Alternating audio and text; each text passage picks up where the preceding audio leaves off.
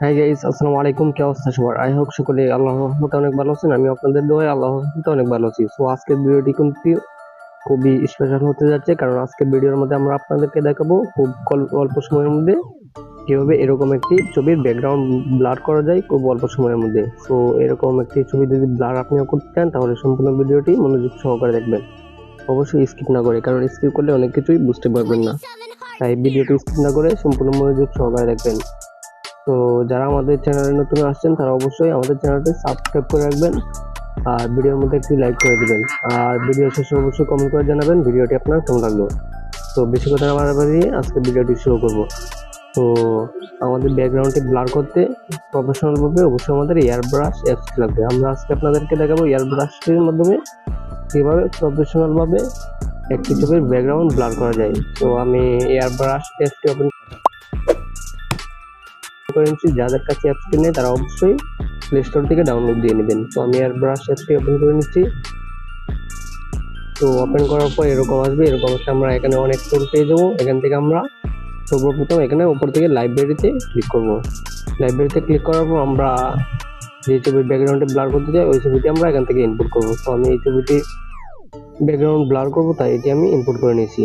তারপরে আমরা এদিক থেকে আমরা এই যে টুল যে অপশনটি দেখতে পাচ্ছি, এই যে এদিকে লক্ষ্য করলে দেখতে পাচ্ছেন। তো এটির মধ্যে ক্লিক করবো। এটির মধ্যে ক্লিক করার পর আমরা এই দিক থেকে অনেকগুলো কিন্তু টুল পেয়ে যাব। তো এই দিক থেকে আমরা এদিকে একটু লক্ষ্য করলে এই ব্লার অপশন পেয়ে যাব। এখানে ক্লিক করব। এখানে ক্লিক করার পর এখানে অটোতে ক্লিক করব। এখানে ক্লিক করলে অটো সিস্টেম এটা ব্লার হয়ে যাবে। তো আমারটা দেখতে পাচ্ছেন অনেক সুন্দর কিন্তু ব্লার হয়ে গেছে। এই দেখেন বিফোর মানে আগের, আর এটা হচ্ছে পরে। তো এটা ফুল বাড়িয়ে দিলে আমাদের আরো ব্লারটা অনেকটা বেড়ে যাবে। তো দেখছেন এখন কিন্তু আর অনেকটা বেশি হয়ে গেছে। সো আমরা আরেকটি সিস্টেমে আবার ব্লার করতে পারি।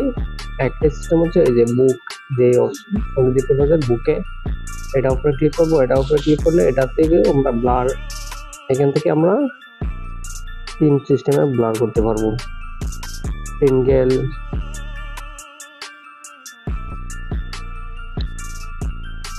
এখান থেকে দেখছেন এখানে কিন্তু আরো সুন্দরভাবে ব্লারটি হয়ে গেছে। তো আপনারা এখান থেকে সবগুলো আপনারা চেক করতে পারেন, ব্লার গুলো আপনাদের কোনটা ভালো লাগে আপনারা ওইটা দিবেন। সো আগে তারপরে দেখছেন অনেকটা কিন্তু পার্থক্য। সো এটা হচ্ছে সাইজ, এখান থেকে আপনারা যতটুকু আপনাদের মন ইচ্ছা ততটুকু আপনারা ব্লার দিতে পারবেন। সো আমি ফুলটা দিয়ে দেখিয়ে দিচ্ছি যাতে আপনারা সহজভাবে বুঝতে পারেন কেমন ব্লার হচ্ছে। তো এটা কিন্তু খুবই প্রফেশনাল ভাবে ব্লার হয়েছে। তো আমি এতটুকু রাখলাম। তারপর এটা টিক মার্কে ক্লিক করব। তারপর এটা আমাদের গ্যালারিতে নেওয়ার জন্য আমরা উপর থেকে যে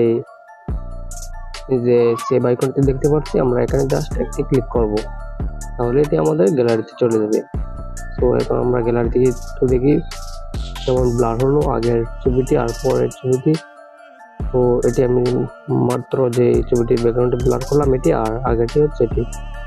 দেখতে পাচ্ছেন কতটা ডিফারেন্স।